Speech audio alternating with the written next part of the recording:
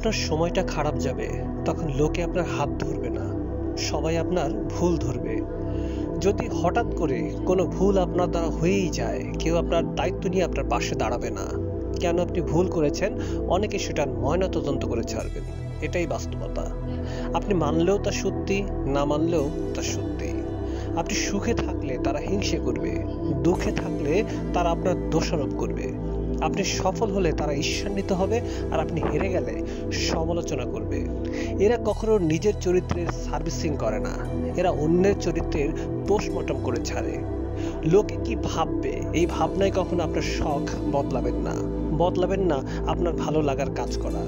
লোকে কি ভাববে এই চিন্তায় কখনো সিদ্ধান্ত বদলাবেন না পছন্দের কোনো কাজ করা। দিন শেষে হিসেব মিলিয়ে দেখবেন, লোকে আসলে কখনো কিছুই ভাবে না।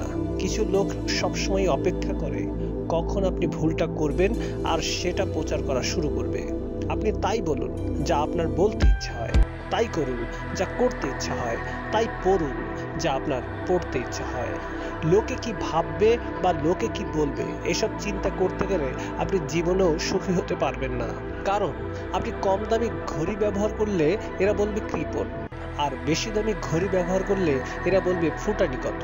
আপনি দান করলে এরা বলবে লোক দেখানো, আবার দান না করলে বলবে নিষ্ঠুর বর্বর। আপনি গরিব হলে এরা আজীবন আপনাকে দোষারোপ করবে, আর বড়লোক হলে আর চোখে তাকিয়ে বলবে সব ঘুষের টাকা। এদের মন্তব্য সবসময় রেডি থাকে। দিন শেষে মিলিয়ে দেখবেন লোকে কি ভাববে এই চিন্তায় আপনি আপনার চিন্তা ভাবনাকেই কখনো প্রাধান্য দিতে পারেননি। এতে করে লাইফে না পেলেন সুখ, না পেলেন শান্তি। অতএব পরের কথা নয়, নিজের যা ভালো মনে হয় তাই করুন।